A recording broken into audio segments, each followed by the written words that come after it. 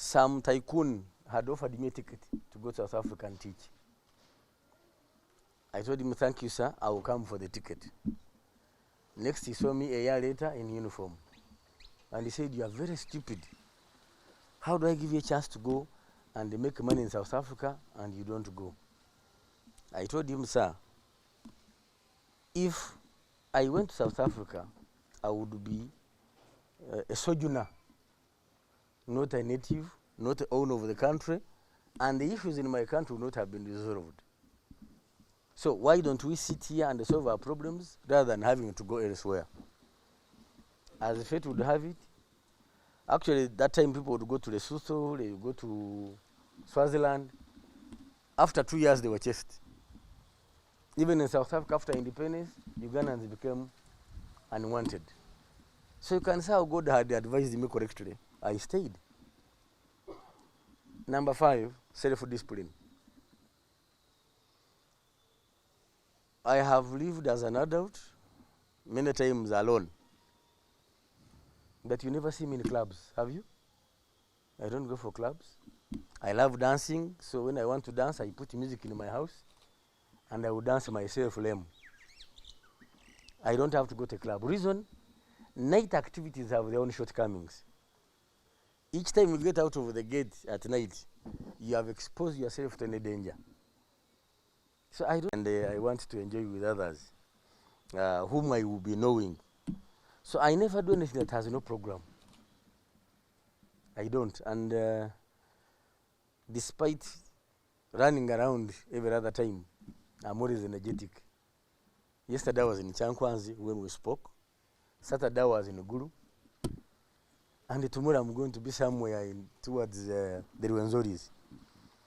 Reason, I am not a mpakasi. And that's what my next point. Never work like a porter. A porter works for money. And when you are working for money, you do a lousy job. But work to satisfy your conscience. If I was done supervising myself, would I be happy with what I have done? That should be the governing factor, the governing principle rather. But to say, after all, this is not my job, what will build you is that very job. What has built me to be what I am today is my work in the military. So what if I did not give it my best? Where would I be? So the point I'm sharing with you, ladies and gentlemen, always give out your best at your work. It will promote you. And it will repay you. Now, on many occasions I've had people say, Nimfuniawa, Mfunamuchi. In the first instance, you gain experience in what you are doing. Secondly, like I said, it gives you a brand. You brand yourself by doing your job well. And allow me share with you a trick I one time played on impression management. When I went for officer training, I knew it was tough. 8 weeks, no sleep at all.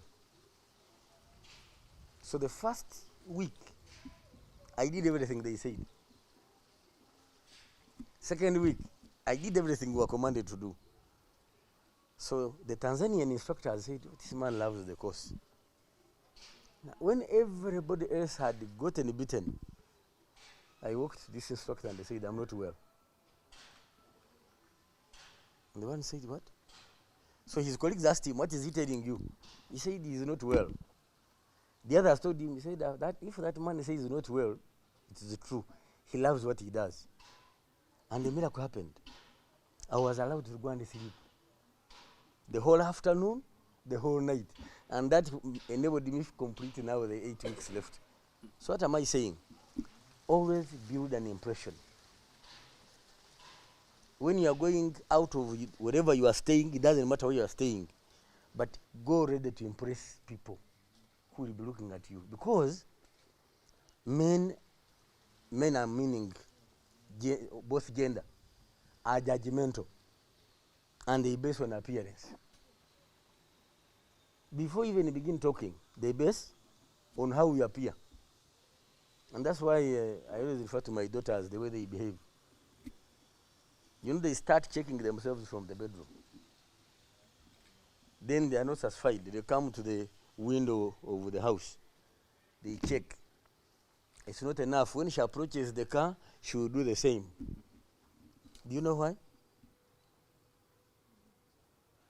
I wonder whether even they themselves understand why they do it. But in their makeup, in their DNA, they are always in competition with real and imaginary rivals. Are you competing to produce the best journalistic work wherever you are? When you write a story, is it an award winner? Do you read it and also smile to yourself? When you take a video clip, is it the best angle that I should have portrayed in this story? I don't know, I'm communicating, friends. So, if you want to be a successful journalist or whatever you are doing, do not work for a supervisor. Because somebody is near you, you there for work. No. Self-motivation is the best. And lastly, do not expect anybody else to make you happy. Happiness is from internal spirit. In the first instance, nobody wants to make you happy anyway, unless he or she is expecting something from you. So the best thing to do, you make yourself happy. You are the only person who can make yourself happy. Not your husband, not your wife, not your child. Because I can tell you, I was telling him that the wives you marry are strangers. And nobody has ever understood them. A pastor was saying, the only person who spoke to the devil is a woman. And nobody knows what they even discussed, leave alone what is recorded about the fruit. But the point is, if you expect your wife to be the source of happiness, you are daydreaming. If you expect your husband to be the source of your happiness, you are chasing wind. Happiness originates from inside. What brings it about? Satisfaction with what you have done. If what you have done does not satisfy you, it means you did a shoulder job, go back. Abductions by the state. The state doesn't abduct. The state arrests. Okay? The methodology may be different, or the methods used may be different, but the state can't abduct. I remember before I became spokesman, there were issues about where have the people been taken. That has since changed. When somebody is picked, within 2 days or third day, the person is in a court of law. True or false? So even the method will improve. That's what I assure you. Just give it time. We have young men who are excited, and we are trying to tame them, to do the things the way we used to do them. We have survived for these years because of doing things in a disciplined way. Okay? So, the state arrests, however, unlike some of us have been predicting, the criminals exploit the kind of tension in the country and also do what they did, like they did on Thursday with the Pakistani. Those were criminals. But the state will arrest you, arraign you in court. That's the bottom line.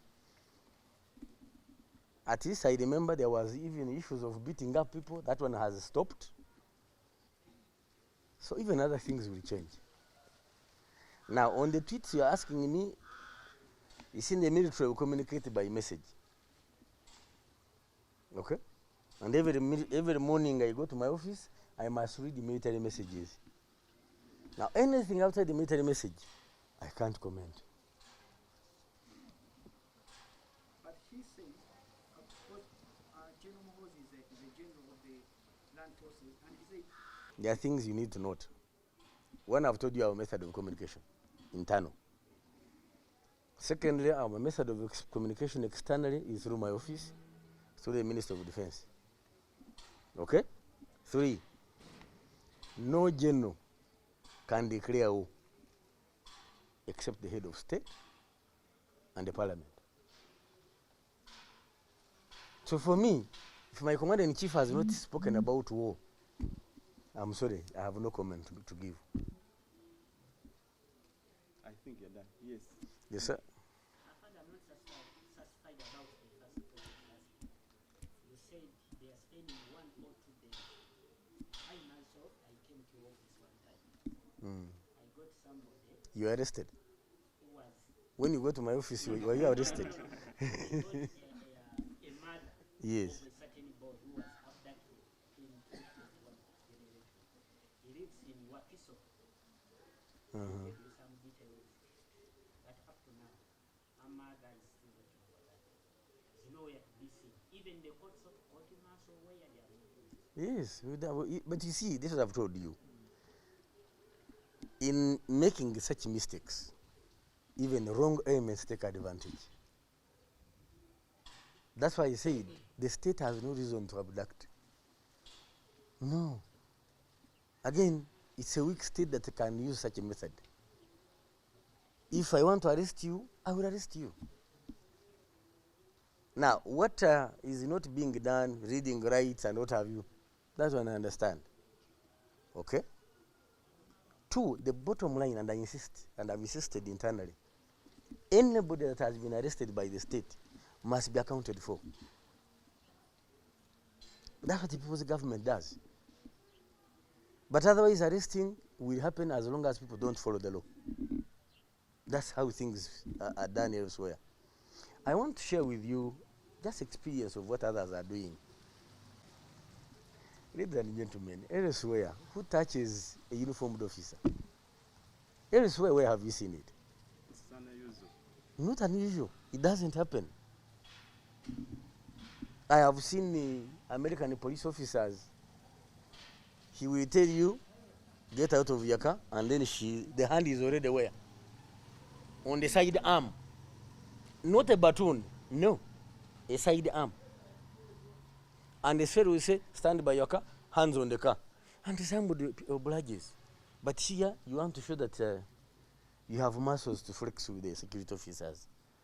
And sometimes the consequences may not be good for even you, the person being arrested. Me, I believe when you cooperate with the security agencies, you lessen damage on yourself, you enable the security agency to serve you, and you enable us to deal with the indisciplinados among us ourselves. Because we are not all angels. Something also you don't know. There are some individuals, when attempts are made to arrest them, they actually even attempt to disarm the soldiers. Were you aware? And that has happened several times. I have heard people talk about this sheikh of Nsanji. That sheikh actually attempted to disarm a soldier. The difference between them and I, if it were me, I maim your legs and I take you. And I don't, even if I don't use my gun, if you get close to me, I can disable you and you are in my custody. But you know the times are different. We who are hardened by the bush and those who have been eating blue band, there's a difference in how we are handling things. So, bear with us. It's what is it called? It's on-job training in addition to the previous course we have done, the courses we have done, and the things will improve. And foremost, NUP is not the first opposition party, right? Did we arrest everybody from opposition? The answer is no. Secondly, if it was about NUP,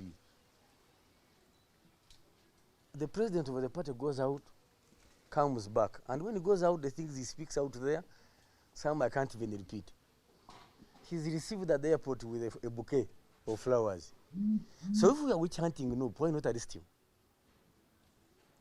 Or Wongwe, the party secretary general. Those are what you call the kingpins of the party.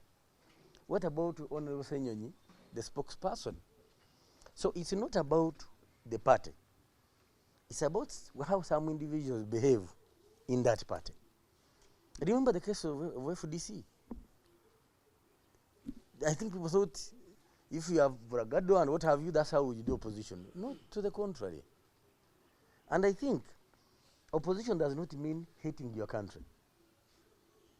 There are things that you are not expected to stoop to as long as you are regarded as a political leader. Therefore, I find it unwise when a leader of a political organization decides to undermine his or her own country in the name of opposition. You know very well the Labour Party is in opposition in Britain. Even when the Conservatives are so disorganized, you don't hear the Labour criticizing Britain. Yes, they can criticize the government, and criticizing the government, ladies and gentlemen, is noble. Opposing government legitimately is noble. But when you begin using technology to do things that, you see, every society has values. I don't know, for you are young, but when I was brought up, you would never wish somebody dead, leave alone saying he has died when he's alive. Then somebody goes on Twitter or whatever, and he begins killing people who are living. We find this outrageous. I have been killed 3 times. Me, I don't care because I'm not about to die anyway. Then you have somebody saying genocide is dead. They have killed the president. But these people have those who depend on them, and these things affect them. But when we celebrate the death of a person, yes, he may have been bad, but he has a family.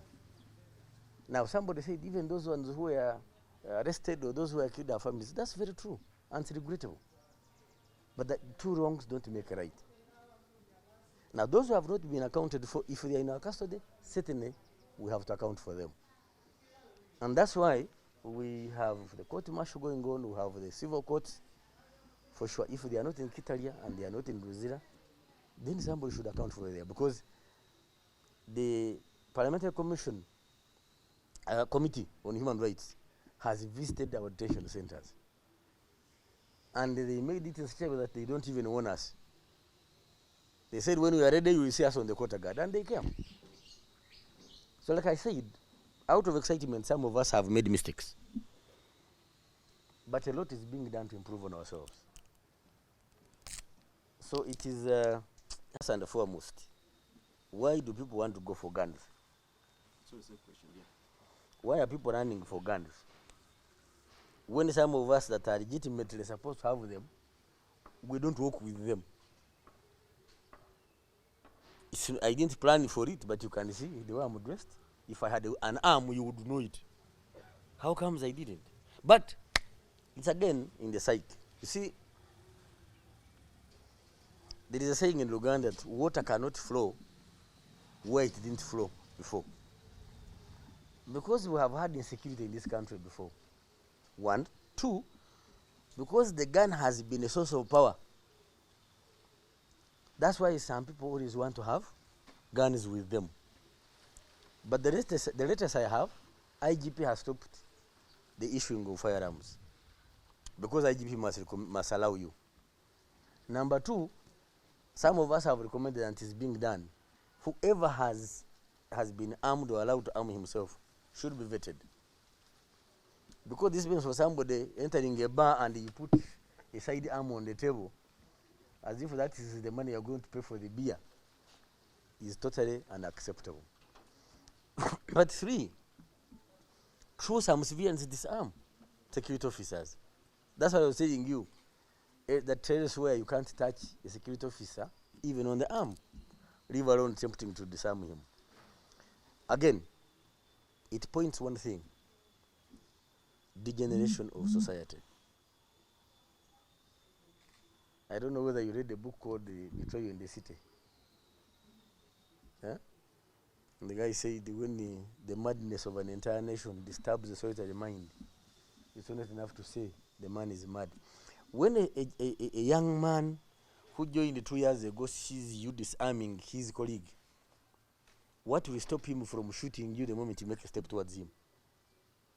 Because you will think you are going to do the same like the other one has done.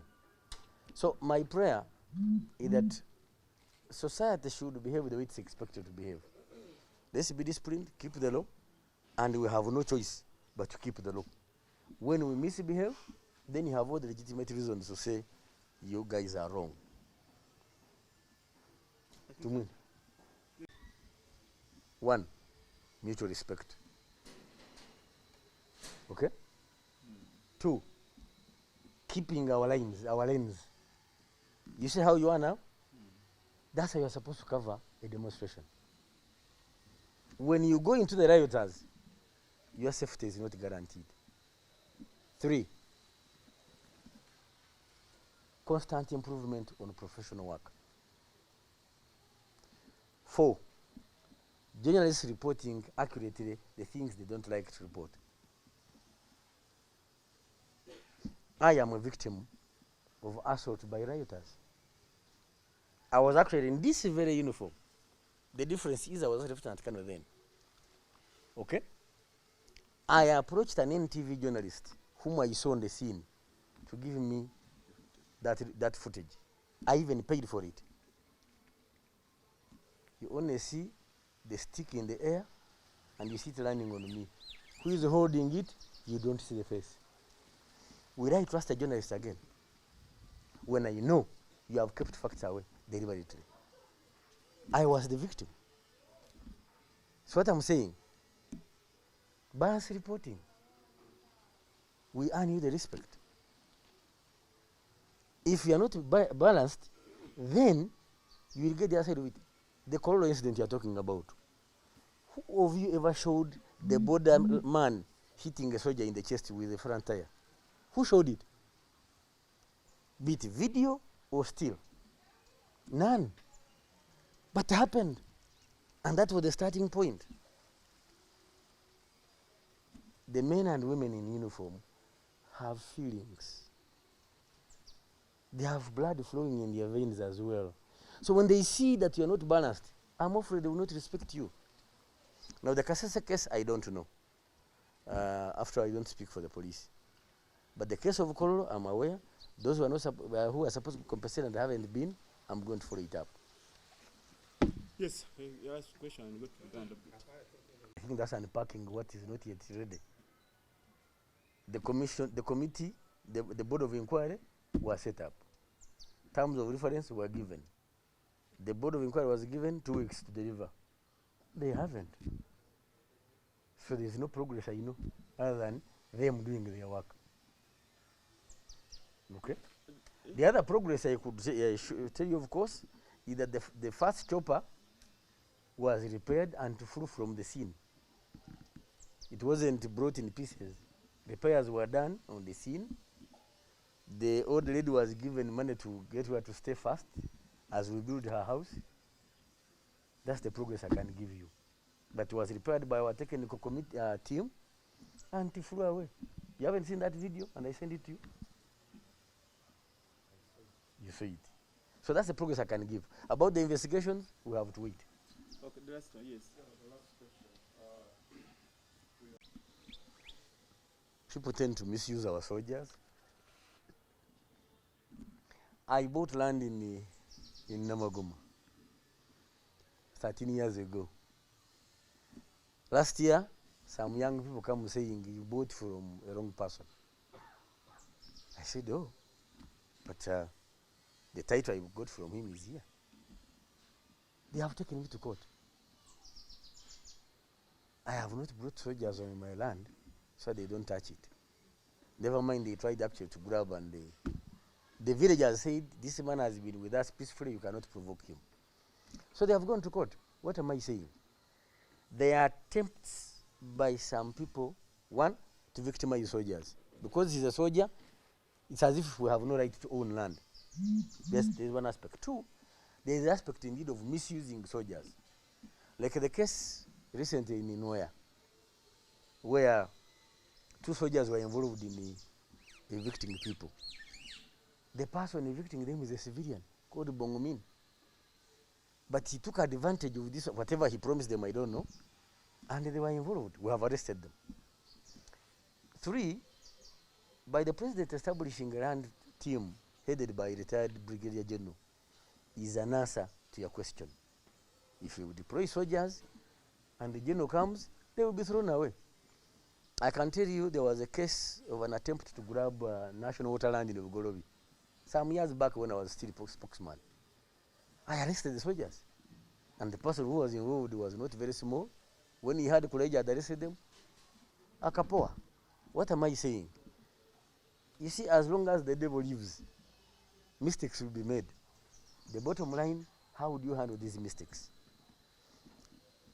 So I would like to observe the following. One, no one is allowed to use soldiers in the land rango. No one. And indeed, somebody was using our soldiers in Owino. I removed them some years ago. Two, soldiers also have a right to own land. Now, if they have bought land or is owning a piece of land somewhere, why do you want to dispossess him? Because I have also cases in my office. Soldiers are crying. If you don't have a Solomonic wisdom like Tamale Mirundi puts it, you may victimize the soldier. I had an old woman crying in my office against a major. Fortunately for me, I followed the Chiganda approach.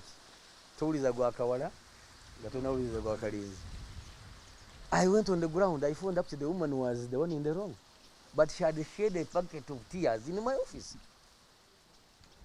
And I had since forgotten it. Recently, I met the officer, he's now a Kado. He said, you saved my life. I said, how? Then he told me the story. So the point I'm making, yes, there are individuals who miss our soldiers. And the moment we get to know it, we arrest the soldiers. Two, people have had issues in the courts of law, and I don't want to go there. My appeal also to the law and order sector, please, let's help our people. Although, of course, when you read the origin of the state and the private property, it will tell you law is not for the poor. It is difficult for a poor person to get justice in a court of law.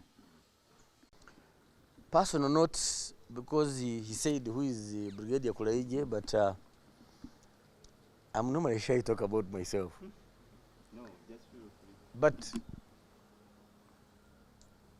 Brigadier Kulayigye is a teacher by profession, an economist by choice, and a soldier by anger. Not that I'm angry now. I got angry then when I was 14 years of age. When a soldier held my ID upside down and he kicked me, I promised God that I would send away that soldier and put on the uniform. So I didn't look for a job in the army. At the time I joined in 1989, there were 4 jobs competing for me. And when I consulted my father, he said, any young man to be useful today, he must hold a spear. That's what my father told me. May his soul rest in peace.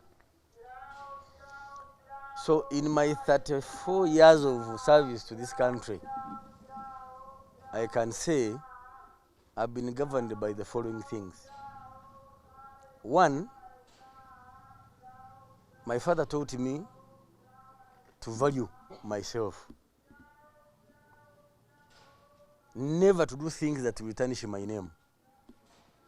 In the Vinyachitara language, obutahemuka. Obutakola bitasaanidde. It doesn't matter whether you are hungry or not, don't do what is not right.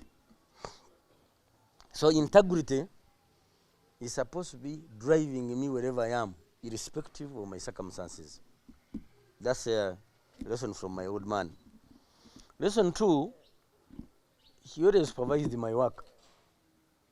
So if you didn't do a neat job, you would get caned. Up to date, whatever I do, I give it my best. So that if anybody is going to check my work, you have no fault to find. And that has left me wherever I've gone. Thirdly, I never compete with anybody. I compete with myself. I set a standard I want to reach, and I go for it. Reason, I discovered that throughout my school career, I minded my business. Because God gave me a talent, I would sit in class, take in everything the teacher has given. When others are going to revise, me, I'm doing my other things. And so when it comes to exams, I would pass. So people would say, this man does not read. How comes he beats us? Now, the reason is, when I would be in class, I would be attentive. We get out, I play. So I always saw people trying to compete with me. I realized I don't have to compete with anybody, but to compete with myself. So it's always important. You don't waste your energy that you are competing with so and so. You can have a role model, somebody to emulate, but competing, because you are you, each one of you is original. God created you as the original. Don't photocopy. If you think there is another Tumusime, you are mistaken. It is you. And they believe you are the original person.